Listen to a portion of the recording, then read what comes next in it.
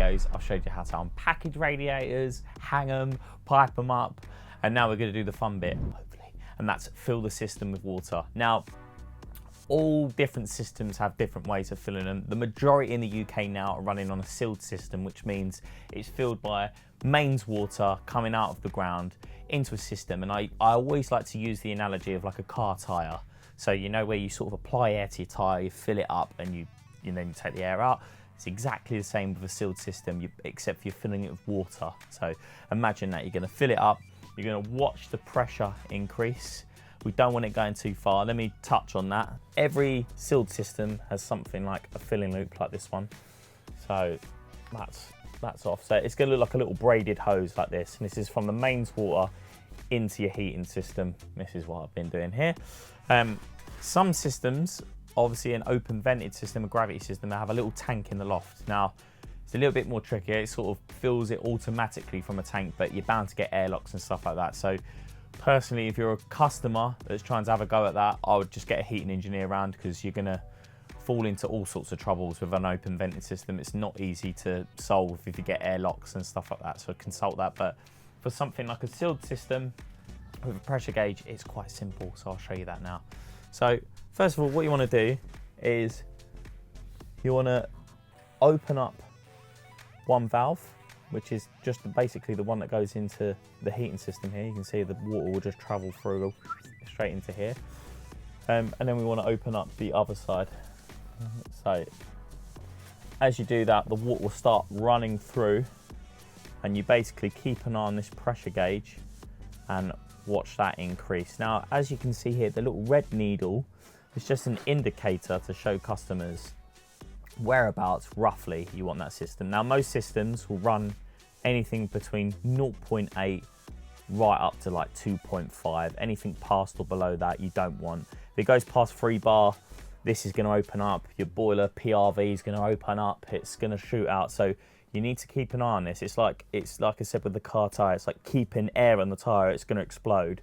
Luckily, they don't explode. They have these safety devices, so the water can escape, but we don't want that. We want to keep an eye on it. So we can watch that slowly fill up, and to be honest, in between 0.8 and 2.5 is roughly where this is, because as the heating system goes, it will sort of fluctuate. It sort of cools down and expands, it moves around. So anything from 1.5 bar to 1.8, something like that. Don't get too pedantic about it. Just fill it up and keep an eye on that. Now, as you know, this main system's very slow here. Just heard the boiler kick back in because we've got a bit. See, we've just gone past 0.8 there, so the boiler's kicked back in. The mains is very slow here, so you can use this time to go round and check for leaks. So let's go round and do that. So we're just going around for a visual inspection. So that's filling your system. So like I said, we're going to keep an eye on it. See, this main's so slow, it's hard.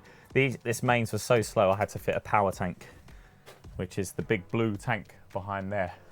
Essentially that fills up with water and then pumps it back into the system. But I've just come up the wall main just to fill the heat in here. So we're just going to keep an eye on that. And obviously what you can do then is you can turn that off. Once obviously it's built up to enough pressure, you can turn that off so you're not worried about it. And then you can go and vent your radiators. So let me show you how to bleed your radiators. What's happened when you're filling your radiator up with water is coming through the pipework here, and the water will start to build up slowly across the bottom of the rad. And obviously because there's trapped air in there, what happens is it sort of slowly fills up, starts to pressurize this air inside the radiator because it's got nowhere to go. It's filling up and there's nowhere for this air to go, so we need to get rid of the air. So on here you have 2 plugs. You'll have your vent, which looks something like that. On this side you have your plug. So obviously that's just plugged off, so you want this side. Now what you want to do is get a rad key, radiator key, something like that, and go in here and just very carefully open it up. Now by opening it up, that water is slowly going to be filling up, and eventually it's going to pour out of there. Now a couple of tips, obviously a bit of kitchen roll over there is good. This one, annoyingly, the vent's facing upwards, but if it's facing downwards, I get something like a little screw box, you can see here, and I'll just place that under there, and then that will, all the water will run in there. So we're just gonna watch that slowly fill up. Now, obviously I've got that open all the way. With some rads that are quite small, you just wanna crack it a little bit like that. And that will just slowly bring the water up, nice and controlled. Because if you open up all the way, what happens, the water will just fill up really quick on this side of the radiator and just shoot out, and you'll think it's full up, but it's not. There's loads of air left. So you want to do it nice and controlled, but because this radiator is a monster, it's a big 4-column radiator, I'm going to try and get out as much air as I can, as quickly as I can.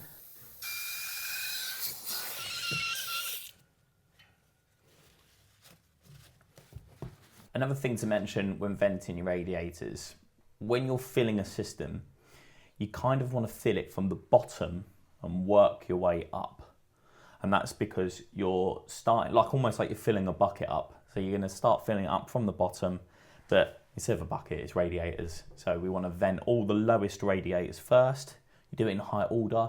If you've got any vertical radiators, then you do them afterwards, and then you'll move upstairs and do the upper floor, and then if there's another floor after that, you work your way from the bottom up when venting your radiators. When you're draining down a system, it's the same, but instead you open the top vents first, and then the water will slowly drain all the way out to the bottom. That's how you do it. So thought I'd mention that. Right, let's get venting, shall we? So I'm going to show you now how to balance your radiators. Now, there are several ways of doing this. Proper heating engineers will put stab valves on, or will work out our pump speeds, or have auto balancing TRVs, but the majority of the UK won't be having that. So I'm going to show you how you can do it to try and maximise the efficiency of your system. Now, quite fortunate on this system, because I've plumbed it in, I know exactly what order all the radiators are plumbed in on. So on this downstairs circuit, it drops down here in the wall, and this is the first radiator on the circuit. So in theory, this one is going to be nicking all the heat. Sorry. this one's going to be nicking all of the heat before all of the other radiators. So what we want to do is restrict this one, so the water goes, oh, it's a bit hard to go in there, and then moves along to the next one, and vice versa, until we've got the last one on the circuit. So in terms of orders, it probably comes down here. It does this one first, this vertical radiator. We'll be stealing the heat from this radiator, so I'm going to have to turn that one down slightly so the water goes over to there easily. But the last one is this radiator here. This one is going to struggle the most. Now, I have upsized all this pipework. It's all brand new, and I've got a good pump on there. So I'm pretty certain that all of these rads, if I was to open all of the lock shields everywhere, they'd all circulate absolutely fine. They won't have any problems. But I'm just going to show you, just in case you are struggling, you've got a lot of rads on one circuit, you need to sort this out. So when it comes to these radiators, you'll have two sides. So you'll have your thermostatic radiator valve. This is what I like to call the customer valve. It's, you know, it's up to you, your comfort. You can turn that up and down as much as you want. You can have it on or off. This one, they make it nice and easy. It's easy to move because it's the one you're going to be using day in and day out. But the other side is called the lock shield, and this is more the heating engineer valve. So you can see from doing this, nothing's really happening, and that's for a good reason. We don't want customers or people playing around with this one, because this one is going to set how much flow goes through the radiator, and therefore restricts it or allows it more water to go through. It's this valve here. So what we need to do is undo this. And on this particular valve, there is an Allen key, as you can see there. So hopefully I've got the right Allen key here. So that goes in there. And essentially all you do is you just tighten that down all the way till it stops, which is there. And then for this radiator, because it's the first one, I'm just gonna turn that on just a little bit, about that much, just so it's literally just struggling to get through here. So that's going to slow the water down. And then when the water's traveling around, it's going to go, oh, that's hard work. We're going to go around to the other valve. And essentially, if you've got one radiator, let's say that's on the end of your circuit that's really struggling to heat up, what you would do is you'd go around to each lock shield, you turn it practically off all the way until you start feeling heat in that last radiator, the rad that's struggling with. And then what you'll do is you'll work your way back and you'll just open every radiator about a quarter of a turn every time until you find that they're all hot. Once they're all hot, you're good to go. It's brilliant. You've successfully balanced your system. So that's it. So they're all filled up, all tested. All the pipe work's in. They're just lengths of copper thrown in now. I need to put them back in the van. We've got our rads in there. Double rad there. Vertical rad there. Going straight through. Another rad there. That rad there. So really happy with that. I just picked up the pipes and they're going through out there, and there's a couple of drain valves in that cupboard. Make it to be able to drain the drop. So really happy with that. It's come out really well. Now I've just got to commission it all. So with this setup, I've got priority hot water. So I'm just waiting for this direct hot water temperature to get to 60 degrees and then the heating will kick in. So it's quite exciting. I can't wait to get it all round, get it all working.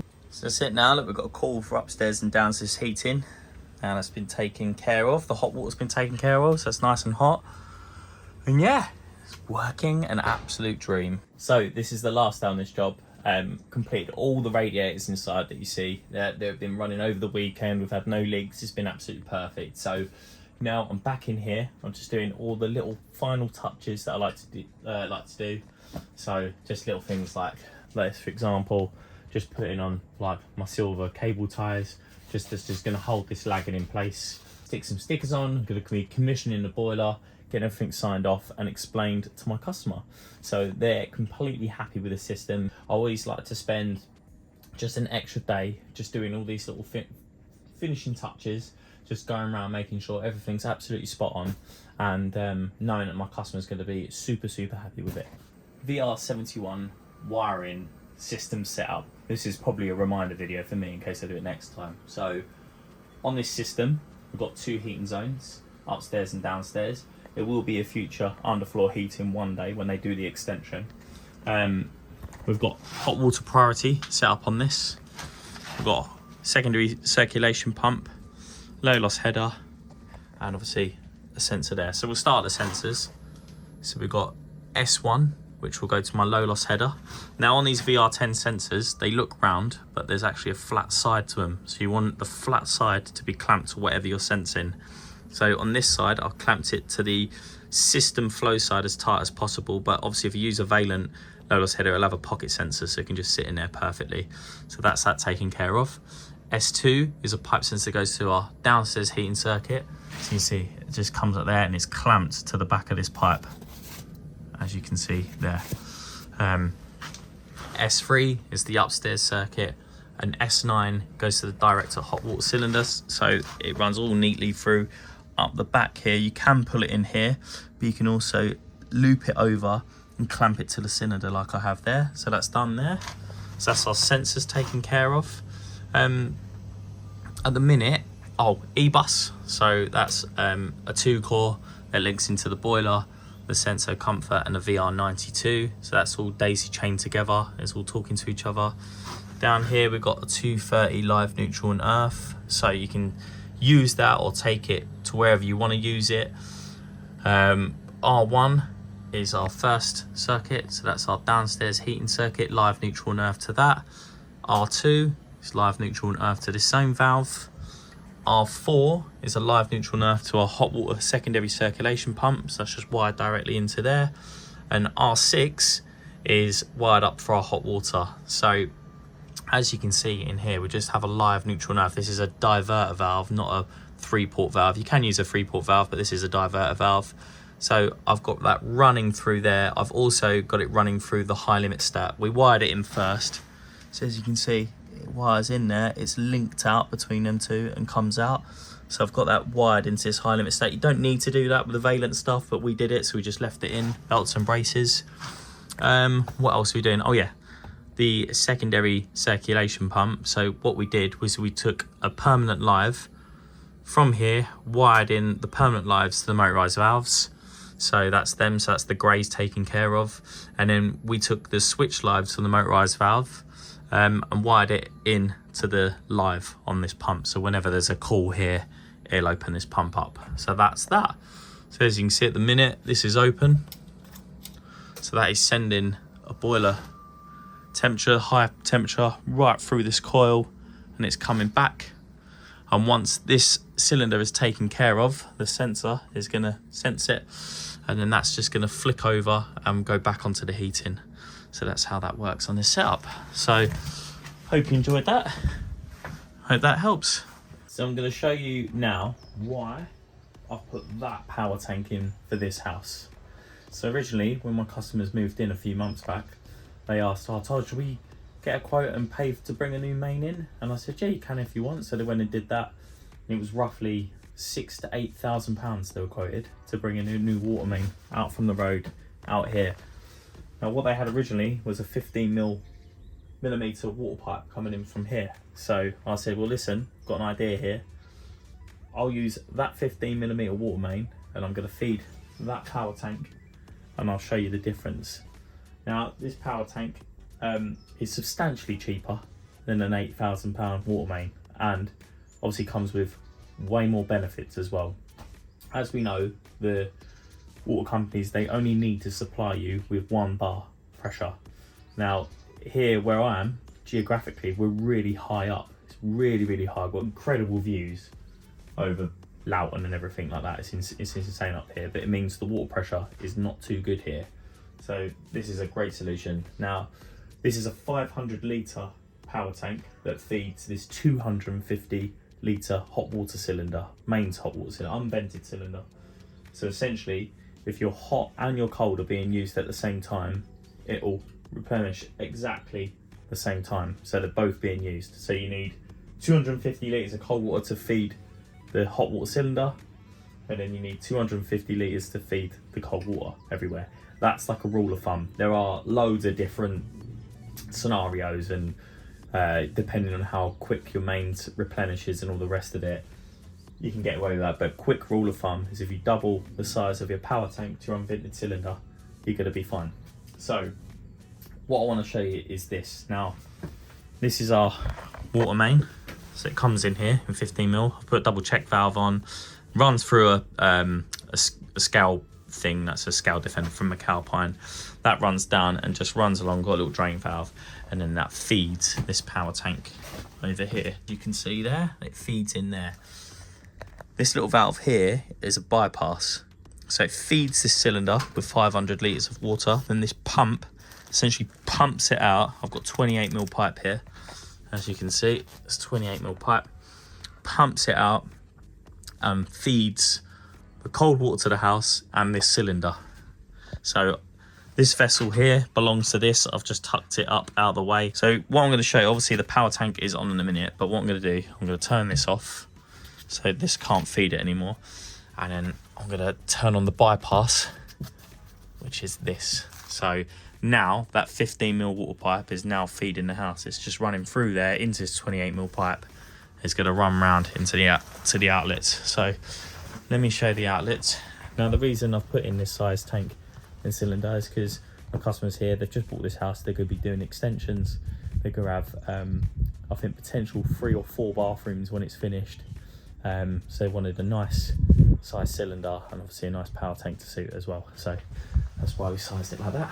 So let's start in here. Turn that on.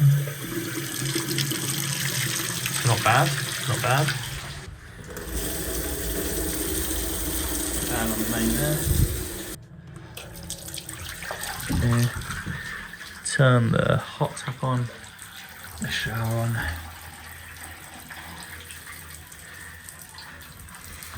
So as you can see, we're in one bathroom here. That's our shower pressure there. That's our bath pressure. It's not great. Basin is on a dribble. There, let's go and check downstairs out now. Bit of a dribble, and that almost non-existent. So now what I'm going to do is turn this off, the bypass, turn that on. This pump should kick in, which it is. Let's go and have a look. We've got that. Got that. Got that. This huge outlet on. And decent shower as well. It just goes to show the difference. Oh, let's turn this all off. As you can see, that is an awesome solution. And the best thing about it is, obviously now when they do come to adding more bathrooms, they've got like 2 going in an extension, 1 in the loft. That is going to be more than capable of supplying it with nice flow rate and pressure. So they don't only come in this size, they do loads of different sizes. There's like 50 variations. It's absolutely incredible. So we went for this size because obviously this window's here, but what I probably would have fitted is a one, it's called a slimline. It's the same sort of size as that cylinder, and pops them together. But this works perfectly for that. It's a nice and quiet pump. It's amazing. It's a variable speed. They do a fixed speed one as well. Fixed speed, I believe, is about 40 litres per minute. And this variable speed pump can go up to 80 litres per minute at 3 bar. So it's awesome. It's also serviceable. You can take this out. You can just scan that QR code. It takes you through to the website, and you get 3 years warranty with it now. It's just a wicked bit of kit. I really like them. So that's it from me. I've commissioned this system. I've registered all the boiler with all the guarantees. I've registered with gas safe. I really hope you like this series. Got a 500 litre power tank, 250 litre unvented cylinder. Got the boiler, VR71, the low loss headers. It's been a really nice job. I've really enjoyed this. The first one I've done on hot water priority, so I'm proud of myself for doing that, because we're always learning. And yeah, it's wicked. This system's working on weather comp, so this little sensor up there is that little sensor up there is reading the temperature and adjusting the flow temp and everything like that. It's fantastic. It's a really efficient system. So I hope you've enjoyed this series. If you have, give it a thumbs up, comment what you want to see in the future, and subscribe.